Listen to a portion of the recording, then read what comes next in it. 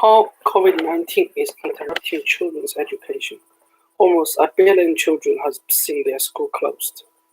Midterm break. Children usually rejoice in a break from school, assuming it will be a chance to slack off. Not Yan, 9 years old in Tokyo. As the new coronavirus spreads across Japan, schools throughout the country closed on March 2nd.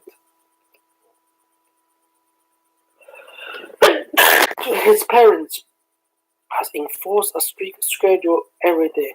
It includes Japanese science and physical education. He does mathematics on his abacus every morning. On weekdays, he is allowed to play a park for 90 minutes. I wish I could take him to the park more, but we have limited time as we work from home, reflects his mother, Fujimaki Nasuko. Ren is one of the almost 1 billion students around the world whose schooling has been interrupted as a result of COVID-19. As the economy went to place, just over 100 countries, including China, Italy, and South Korea, has closed their schools. As had 43 states in America as part of efforts to contain COVID-19. Britain will close all schools on March 20th. Schools where sticky-fingered children gather every day, share toys, and sucking on pencils, an obvious place for diseases to flourish. In 2013, British Health Protection Agency looked at flu outbreaks that coincided with school closures. It found that shutting them slowed the transmission of virus, even if it was through the transmission of knowledge. The data on whether school closure will curb COVID-19 are limited. Children may not be the main route of transmission, says Michael Head, who studies global health at the University of Southampton. And the economy, social and educational costs are heavy. On March 12th, Bill de Blasio, the mayor of New York, said there were many reasons not to close the schools, 1,800 schools. For all governments, deciding whether or not to close schools is a choice between two bad options. A study in 2009 monitoring the efforts of closing all schools and formal daycare centers in America for months put the cost at 0.1 to 0.3% of GDP. Some countries seem better prepared to deal with the economic impact. In China, the nationwide closure came with government-mandated work-from-home policies and subsidies for companies to enable them to do so. In Japan, not all parents are entitled to work from home or take paid sick leave. In Italy, 1/5 of workers are self-employed and do not qualify for sick pay. People in precarious work may lose their jobs altogether if they have to stay at home to look after children. For poor children, schools may provide the most nutritious meal of the day. Around 26 million children in American schools, roughly half of their students qualify for free of reduced price lunches. New York City, 22,000 children sleep in municipal shelters. Some school districts in New York are setting up picking up points so that the harder up can still get fewer meals. Britain has said it will continue to provide those students who only get free school meals with food. Officials may always take such costs into account. In the middle of a pandemic, there's extra consideration. A study in 2009 estimates that if schools are closed for months, between 6% and 19% of key healthcare workers would have to stay at home to take care of their offspring.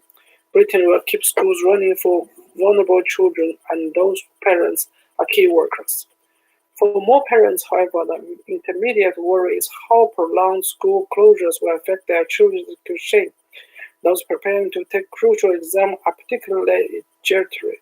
The Gaokao Chinese Single University Entrance Exam is usually held in June. This year it will probably be delayed, says Xu Liangdi of China Policy think tank, although the government has so far made any announcement. Around 445,000 students in Britain were expected in May and June to sit their A-levels. The examiner determining which university will grant them place. On March 18th, the government announced that those events will be cancelled. Boris Johnson, the Prime Minister, said the government would make sure the children still get the qualifications they need and deserve for their academic career. They may go home and go some way to us. Showing fears that children or parents lack the cash or knowledge to compensate for schools going would be worse effective. For American students, the stakes are lower, in part because their transcripts based on their academic performance throughout the year is the most important part of the university application, but also because they can take SAT, the exam used in college admission, all year round. Most sit them in the spring. For those hoping to study university in 2021, the March and May test has been cancelled. They will be rescheduled, however, any student may be able to take them at home. Nevertheless, universities may have to be more accommodating. COVID-19 will absolutely affect the administration procedure for Miami University in Ohio, said Bernie Pickens, the director of admission, particularly the deadline. Students with offers from American universities had to choose which to accept by May 1st. Students worry that they will have to make an important decision without being able to visit any campuses. Along with their parents, some are calling for the date to be pushed back to June 1st.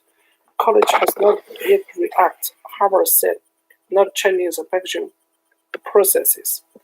The disruption has led ammunition to those who disapprove of higher-stake exam, which some education theorists want to scrap. Some institutions have already made SAS optional. Others, including Miami University, were considering doing so. The period caused by COVID-19 may accelerate the process, said Ms. Perkins. But the flaws of other kinds of assessment may become clear in the coming months.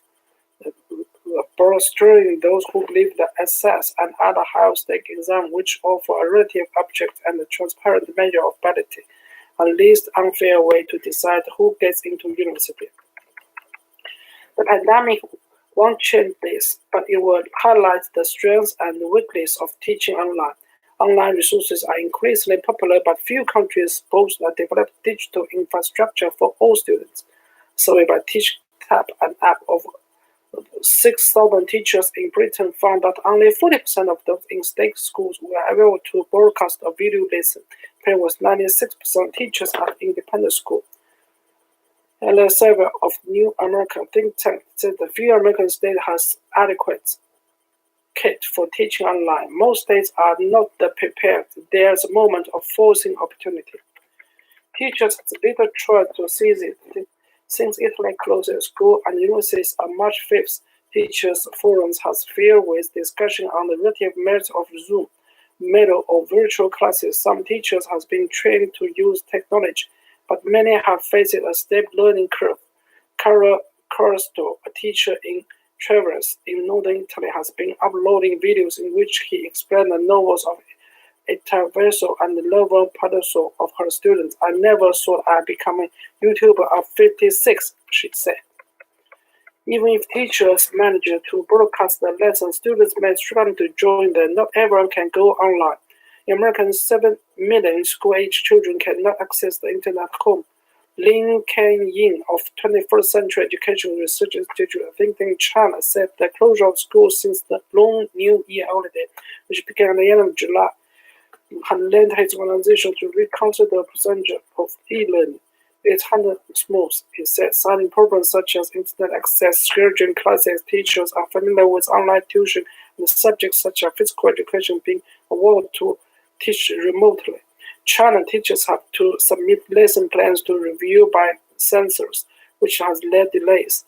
Students has been spending the main online teaching app with 1-star review in effort to get it removed from the App Store.